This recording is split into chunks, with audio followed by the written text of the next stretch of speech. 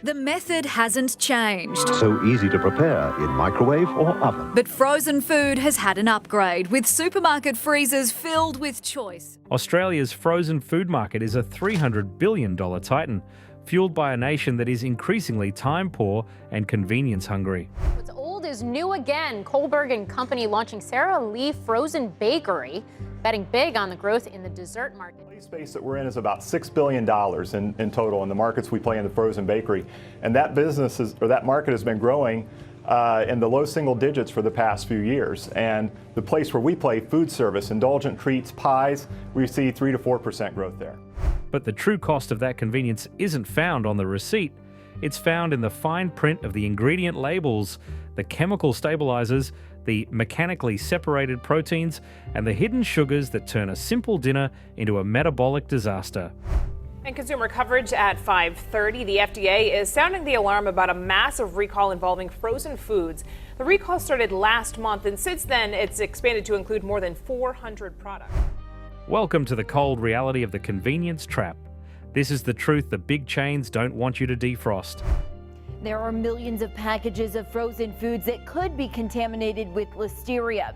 The FDA wants you to look in your freezer to see if you have one of them. This is 7 Australian frozen foods exposed. 7. The foreign matter. Roulette. Frozen pizza pockets. In late 2025, a shockwave hit the frozen snack aisle when McCain Foods, a giant of the Australian freezer, was forced into a massive national recall of its cheese and bacon pizza pockets. The reason? The presence of plastic and metal foreign matter. This isn't just an isolated manufacturing hiccup, it is an exposure of the industrial scale of production.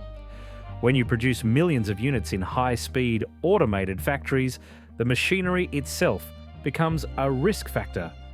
These pockets are marketed as the ultimate after-school fuel for kids, but they are often a masterclass in ultra-processing. Beyond the risk of physical contaminants, they are packed with sodium phosphates and modified starches designed to keep the cheese gooey after months in sub-zero temperatures. You aren't just eating a snack, you're eating a triumph of chemical engineering where the margin for error involves shards of industrial equipment. If this was new to you, subscribe to Jake States. This isn't the only product where the system breaks. 6. The berry biohazard, imported frozen fruit. Perhaps the most visceral scandal in Australian food history is the ongoing saga of contaminated frozen berries. In 2015, and again in more recent years, thousands of Australians were warned of hepatitis A and norovirus outbreaks linked to frozen berries imported from China. Hepatitis A can cause liver disease and progress to liver failure. Customers who purchase these berries should return them to where they bought them for a full refund. The exposure here is the globalization of risk. To keep prices low for smoothie-obsessed consumers, Australian companies outsource production to regions with lower labour costs and, crucially, lower hygiene standards. The freezing process, which many assume kills bacteria, actually acts as a preservative for viruses like hepatitis A. When you buy a bag of mixed berries with imported ingredients, you are participating in a supply chain where the water used to wash the fruit could be contaminated with human waste. It is the ultimate example of how the corporate magnates prioritise a $4 price point over the biological safety of the public. 5. The mechanically separated mystery. Frozen nuggets. The Australian chicken nugget is a staple of the suburban diet, but the chicken part is often a generous interpretation of the word. In the world of industrial meat, nothing goes to waste. After the prime cuts are removed, the remaining carcasses are put through a high-pressure mechanical separation process. What comes out is a pink slurry of tendons, bone marrow, and connective tissue. To make this meat palatable and nugget-shaped, it is bleached, flavoured with yeast extracts, and held together by meat protein isolates. The exposure is in the labelling craft. Brands will use phrases like made with 100% chicken breast, while the actual meat content of the nugget is less than 50%, the rest being breading, soy protein fillers, and vegetable oils that are not heat stable. It's not a meal. It's a reconstructed meat-flavoured sponge. 4. The healthy illusion, low-calorie frozen meals. Walk down the health and wellness section of the freezer and you'll find boxes adorned with green leaves and promises of weight management. But for many of these brands, healthy is just a marketing dialect for low-fat, high-chemical. When you remove fat from a frozen meal to lower the calorie count, you remove the flavour. To compensate, manufacturers flood the product with sodium and liquid smoke flavourings. An investigation into healthy frozen pastas in Australia found some containing nearly 70% of a person's daily recommended salt intake in a single tiny tray. Furthermore, the vegetables in these meals are often blanched to the point of nutritional insignificance. You are paying a premium for a diet product that spikes your blood pressure and leaves your body starving for actual micronutrients. 3. The frozen party pie paradox. The meat pie is the unofficial national dish of Australia, and the frozen party pie is its most accessible form, but the exposure of the commercial meat pie lies in the legal definition of meat. Under Australian food standards, meat can include snout, ears, and other offal unless specified otherwise. In the high-volume world of frozen party snacks, the filling is frequently a thick, gravy-laden slurry, where the meat percentage is shockingly low, sometimes as low as 25%. The rest is cereal binder, flour, and thickener, E1422. The shame of the party pie is that it is a product designed to be consumed while distracted at a footy game or a birthday party, where the texture of the mystery meat is hidden by the crust and a heavy dose of tomato sauce. It is the ultimate high-margin, low-quality corporate pivot. 2. The fresh frozen seafood trap. Australia's oceans are legendary, yet our freezer aisles are often filled with seafood from halfway across the planet. The exposure here is the carbon footprint and chemical treatment of frozen prawns and fish fillers. Much of the frozen seafood sold in Australian supermarkets is treated with sodium tripolyphosphate, STPP. This chemical allows the seafood to absorb more water, increasing its weight and therefore its price.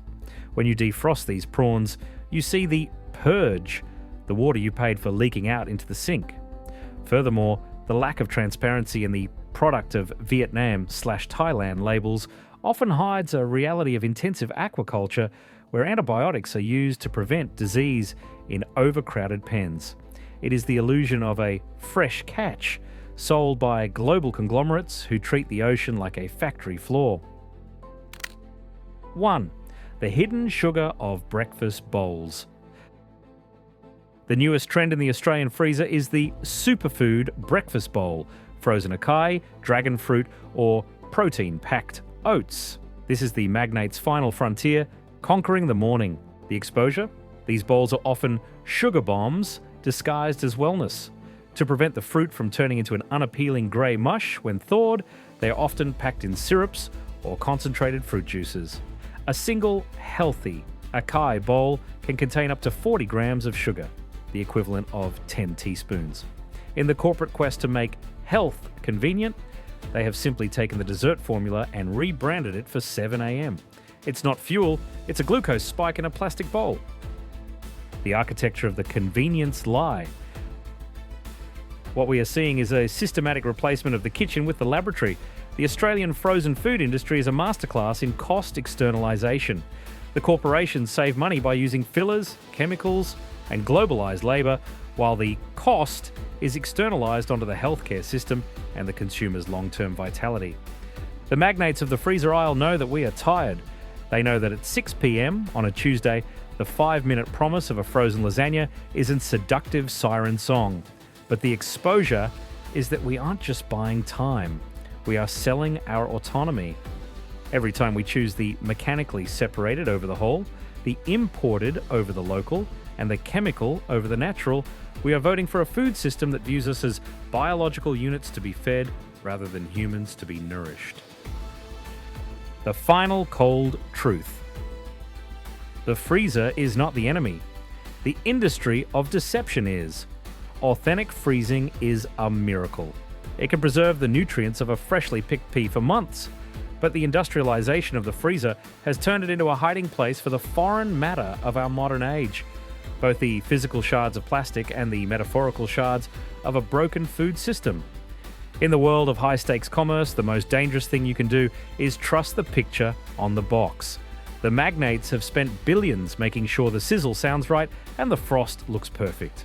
But once the ice melts, the truth remains. If you want to avoid the trap, you have to stop looking at the front of pack and start reading the truth on the back. Because in the Australian supermarket, the coldest thing isn't the temperature, it's the profit motive. In the world of the corporate titan, silence is the greatest asset. The less the consumer knows about the alchemy occurring behind the freezer door, the higher the share price climbs. More exposures coming. The logistics of the invisible. To truly understand the exposure of the Australian frozen food market, you must look at the cold chain.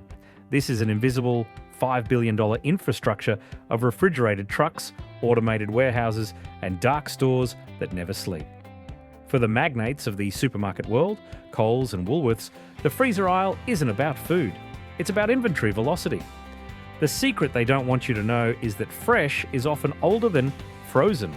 A head of broccoli sitting in the fresh produce section might have been harvested weeks ago, losing its vitamin C content by the hour as it sits under the misting machines. Meanwhile, the frozen equivalent was blanched and blast frozen within hours. However, the industry uses this fact to justify a premium on processing. They take a 50-cent vegetable, put it through a $2 chemical treatment, package it in a 10-cent plastic bag, and sell it to you as a $7 steam-ready superfood. The exposure is that you aren't paying for the nutrition. You're paying for the electricity used to keep that plastic bag at minus 18 degrees Celsius. The white label monopoly. One of the most profound deceptions in the Australian freezer is the illusion of brand diversity. You see dozens of different logos, colourful designs, and varying price points. But if you trace the ownership back to the parent companies, you find a bottleneck of power. A handful of global conglomerates, Nestle, Unilever, Simplo, and Paddy's Foods, manufacture the vast majority of what you see. Even the home brand or essentials lines are often produced in the same factories on the same assembly lines, using the same mechanically separated inputs as the premium brands. This is the magnates' masterstroke. They compete with themselves to capture every segment of the market. Whether you buy the budget pie or the gourmet selection, the profit flows into the same offshore accounts. The exposure is that your choice is a theatrical performance staged by the industry to give you a sense of agency that doesn't actually exist. And the final exposure isn't about food quality, it's about who controls the aisle. The chemical shelf life arms race. Why does a frozen lasagna stay edible for 18 months? In a natural world, biology dictates decay. In the freezer aisle, chemistry dictates immortality. The industry uses a cocktail of sequestrants, emulsifiers, and humectants to prevent freezer burn, the sublimation of ice crystals that turns food into cardboard. The most common is xanthan gum, E415, and guar gum, E412. While generally considered safe, their exposure lies in what they enable. They allow manufacturers to use higher water content and lower quality proteins while maintaining a creamy mouthfeel. Furthermore, the use of BHA, butylated hydroxyanisole, and BHT, butylated hydroxytoluene, in packaging and some fatty frozen foods acts as a preservative to prevent rancidity. While legal in Australia, these chemicals are under constant scrutiny in Europe and Japan for their potential endocrine disrupting effects. The magnates of the Australian Food Board rely on the fact that as long as the dose is low, the consumer won't notice the cumulative effect of eating a dozen different low-dose chemicals in a single day. The Aussie-made branding loophole. The most patriotic-looking boxes in the freezer often carry the Australian-made logo, the iconic gold kangaroo and a green triangle. But for the savvy observer, the exposure is in the percentage bar underneath the logo. Under current Australian labelling laws, a product can be made in Australia. even if 90% of the ingredients are imported. If the substantial transformation, the cooking or the mixing, happens on Australian soil, the brand can wrap itself in the flag. You might be buying a great Aussie meat pie where the flour is from Canada, the spices are from India, and the meat is a blend of imported trimmings. The industry leverages our national pride to move products that have almost no connection to the Australian farmer. It is a marketing mask designed to hide a globalised, low-cost supply chain. Once you understand this system, the freezer never looks the same. The rise of the ghost kitchen frozen meal. As we move into 2026, a new player has entered the freezer, the influencer brand. We are seeing a surge of frozen meals curated by celebrity chefs or fitness influencers. This is the ultimate magnates media evolution. These individuals don't own factories, they license their names to the same massive processors mentioned earlier. The exposure is that you're paying a 30% influence tax for a product that is identical in its industrial DNA to the generic brand 3 shelves down. It is the fine-tuning of the convenience trap, making you feel like you're making a lifestyle choice when you're actually just consuming more high-margin, ultra-processed inventory. The final reckoning, your health as an externalities. The Australian frozen food industry is a machine designed for one thing, the preservation of profit. It preserves the appearance of food while often sacrificing its essence. It preserves the convenience of the consumer while eroding their long-term health.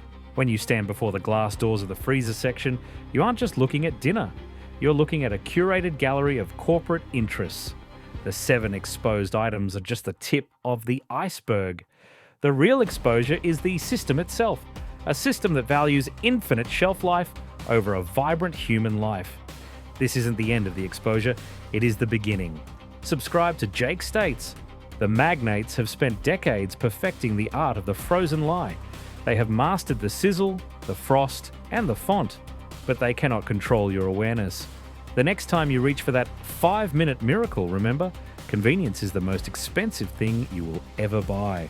It doesn't just cost you money, it costs you the truth about what is entering your body. In the high-stakes game of the supermarket, the only way to win is to refuse to play by their rules. Look past the box, look past the logo, and most importantly, look at the ingredients. Because once you see the machinery behind the meal, you can never go back to the blissful ignorance of the convenience trap. The ice has melted. The truth is on the floor. What will you choose for dinner tonight?